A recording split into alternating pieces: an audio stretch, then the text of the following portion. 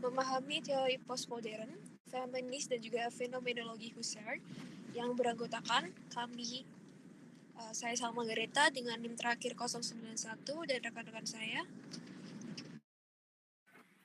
Saya Namira Diva Safila dengan NIM 132. Saya Marta Maya Savana dengan nomor NIM 157. Saya Vija Aurelia dengan NIM 159. Saya Safira Atmanegaran dengan nomor NIM 045.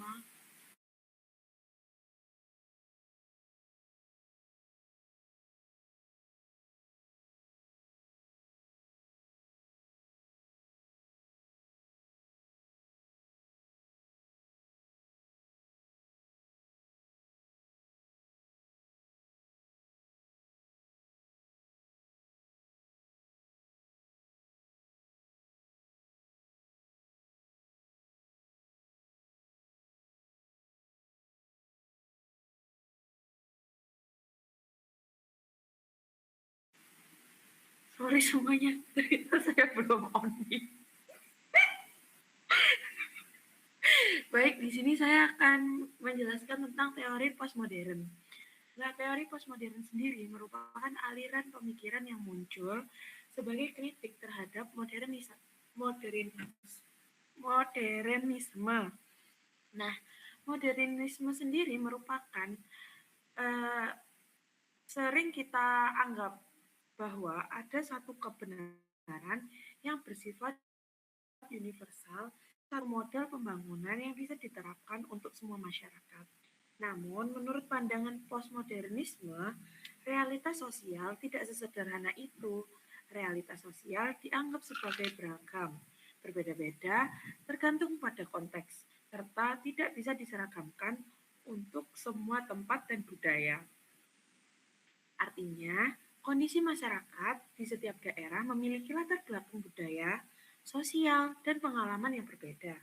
Karena itu, pendekatan atau kebijakan yang berhasil di suatu tempat belum tentu berhasil di tempat lain. Nah, teori postmodern ini juga muncul karena beberapa alasan. Pertama, banyak program pembangunan modern yang ternyata gagal di negara berkembang. Kedua, pembangunan sering dilakukan secara top and down, yaitu dari atas ke bawah, tanpa melibatkan masyarakat secara langsung. Ketiga, pengetahuan dan budaya lokal sering diabaikan dalam proses pembangunan. Dan yang terakhir, ilmu sosial selama ini banyak didominasi oleh perspektif barat, sehingga kurang memperhatikan konteks masyarakat lokal di berbagai negara. Karena itu, pendekatan postmodern menekankan pentingnya menghargai keberagaman konteks lokal serta berbagai perspektif dalam memahami realitas sosial. Selanjutnya akan dijelaskan oleh teman saya.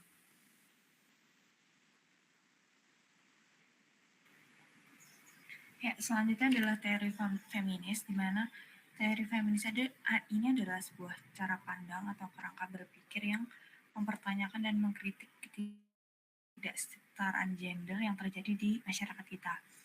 Nah, di sini tuh ngasih kita perspektif bahwa perempuan tuh nggak boleh cuma dilihat sebagai kelompok yang perlu dibantu atau objek dari program sosial. Tapi sebaliknya perempuan itu harus dipandang dan diperlakukan sebagai agen aktif perubahan sosial di mana mereka sebagai pelaku perubahan yang memiliki pengetahuan, pengalaman, dan kemampuan untuk menjadi bagian dari solusi atas masalah yang ada. Dan di sini ada 3 fokus utama. Yang pertama ada kritik terhadap patriarki. Seperti yang kita tahu, patriarki itu adalah sistem sosial yang sudah mengakar dalam masyarakat kita dari dulu. Nah, dalam sistem ini laki-laki itu ditempatkan kekuasaan dari pengambilan keputusan utama, baik di rumah maupun di lingkungan publik gitu. Nah, teori feminis ini mengajak kita untuk mempertanyakan kenapa sih harus begitu, emangnya adil. Nah, dengan mempertanyakan sistem patriarki ini, membuat kita membuka peluang untuk menciptakan struktur sosial yang lebih adil depannya. Fokus kedua adalah tentang memberikan ruang bagi suara perempuan. Voice atau suara di sini bukan hanya soal berani berbicara, tetapi tentang memberikan kesempatan kepada perempuan untuk berbicara, berpartisipasi dalam berbagai forum, dan yang paling penting adalah menentukan prioritas mereka sendiri. Jadi prioritasnya adalah menuntut kita untuk selalu yang harus apa yang menjadi kebutuhan perempuan dan menghormati pilihan serta prioritas mereka sendiri. Nah, yang terakhir adalah transformasi struktural yang mungkin adalah aspek yang paling radikal ya dari teori feminis ini, karena kita di sini bukan hanya membantu perempuan untuk beradaptasi atau survive dalam sistem yang gak adil, tapi kita nih harus mengubah struktur sosial yang gak adil itu sendiri. Nah, contohnya nih, ada sebuah pelatihan kepada perempuan gitu kayak seminar, biar mereka bisa kerja sambil tetap ngurus rumah tangga. Tapi itu kan kayak kedengarannya bagus untuk membantu, tapi kenapa nggak diganti dengan kampanye misal pembagian kerja domestik atau pekerjaan rumah yang adil, terus juga kampanye tentang kebijakan cuti ayah yang setara dengan cuti ibu. Nah, jadi transformasi struktural ini bukan sekedar membuat perempuan itu jadi lebih kuat menghadapi ketidakadilan, tapi menghapus ketidakadilan yang dari akarnya gitu. Nah, dalam memahami ketiga fokus utama dari teori feminis ini, kita bisa merancang program pembangunan yang enggak hanya efektif tapi juga adil dan memberdayakan.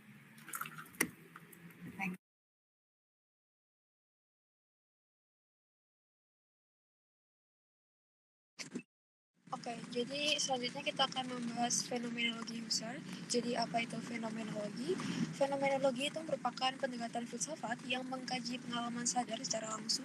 Dalam pemikiran Edmund Husserl, yang menjadi fokus utama itu bukanlah penjelasan sebab akibat, melainkan bagaimana suatu pengalaman hadir dalam sadar manusia dan kemudian membentuk makna.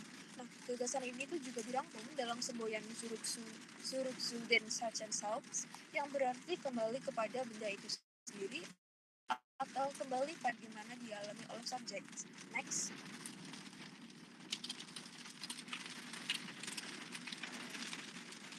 Bisa di next selanjutnya. Oke, lalu ada konsep dari fenomenologi Husserl. Jadi yang pertama itu adalah intensionalitas, yaitu gagasan bahwa kesadaran selalu mengarah pada sesuatu, yang artinya setiap pengalaman pasti memiliki objek atau fenomena yang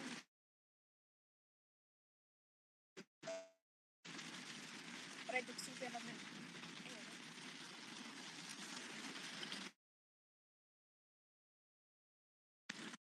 Halo, cek masih nggak kedengeran kah suaranya? Oh. Lalu yang kedua ada reduksi fenomenologis, dan reduksi fenomenologis ini terdiri dari 3 konsep. Yang pertama ada bracketing atau EPOC, yaitu menangguhkan asumsi, keyakinan, dan juga pengetahuan awal tentang suatu fenomena agar pengalaman dapat dipahami secara lebih murni.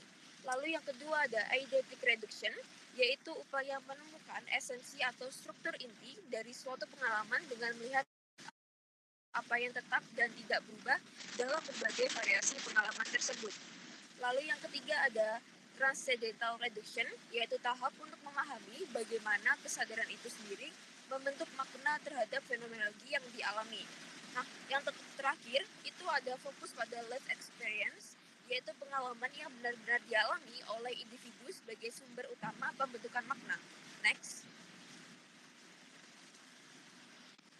Boleh digeser ke Oke, untuk yang terakhir ada karakteristik teori fenomenologi Husserl, yaitu yang pertama ada fokus pada pengalaman subjektif, lalu yang kedua tidak mencari hubungan sebab akibat, yang ketiga bersifat deskriptif bukan case law, yang keempat menangguhkan asumsi awal, dan yang terakhir berangkat dari perspektif subjek.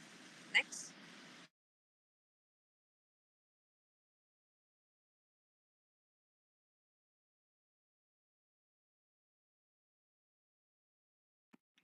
Selanjutnya ada studi kasus. Kita ambil dari melihat fenomena komentar negatif terhadap perempuan di media sosial, terutama saat mereka menyampaikan opini publik.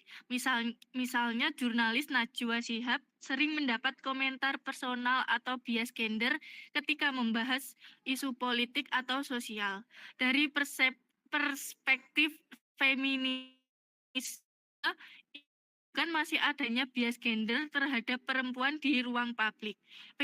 Fenomenologi melihat bagaimana perempuan mengalami dan memaknai komentar tersebut secara subjektif. Sementara postmodernisme menilai fenomena ini dipengaruhi konstruksi sosial. Selanjutnya, next. Iya.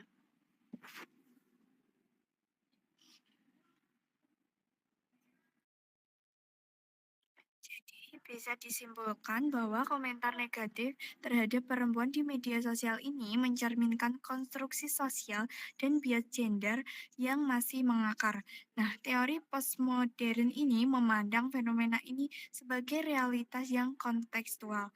Nah, teori feminisme ini menyoroti ketimpangan patriarki, sementara fenomenologi Husserl membantu memahami pengalaman subjektif perempuan yang mengalaminya. Ketiga teori ini saling melengkapi dalam membaca dinamika sosial serta kritis dan empatik. Next.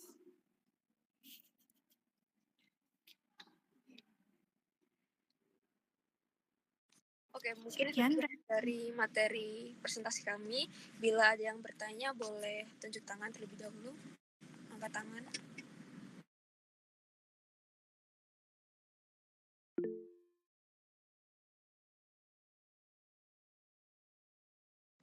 Oke, Erika boleh dilontarkan pertanyaannya apa?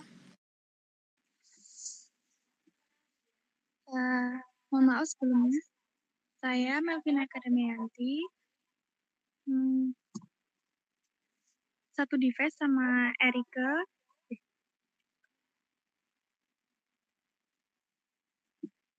Ingin bertanya, menurut kalian, bagaimana teori postmodern memandang kebenaran dan pengetahuan dalam masyarakat modern saat ini? Terima kasih.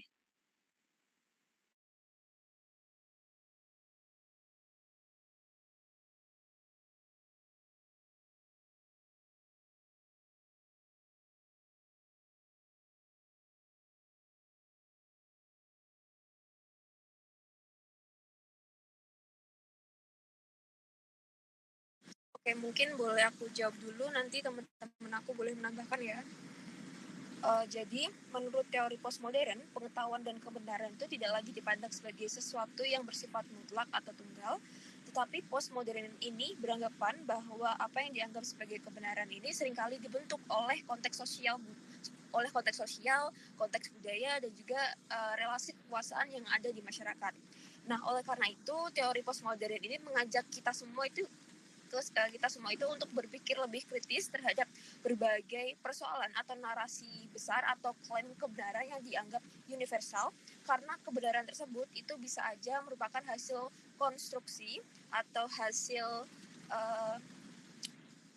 pembuatan dari pihak tertentu yang memiliki kekuasaan atau pengaruh. Nah, misalnya dalam media sosial saat ini, informasi yang beredar itu seringkali membentuk persepsi masyarakat tentang suatu peristiwa. Nah, dalam perspektif teori postmodern ini, hal ini tuh menunjukkan bahwa pengetahuan dan kebenaran dapat dipengaruhi oleh wacana yang berkembang di masyarakat, bukan hanya oleh fakta yang bersifat objektif. Apakah menjawab atau mungkin teman-teman dari kelompok saya ingin menambahkan, boleh?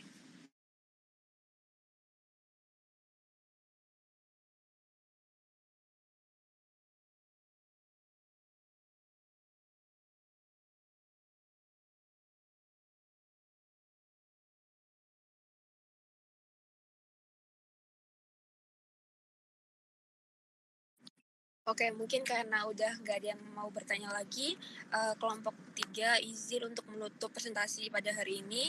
Terima kasih semuanya sudah menyimak dari awal sampai akhir. Bila ada salah kata, kami mohon maaf. Wassalamualaikum warahmatullahi wabarakatuh.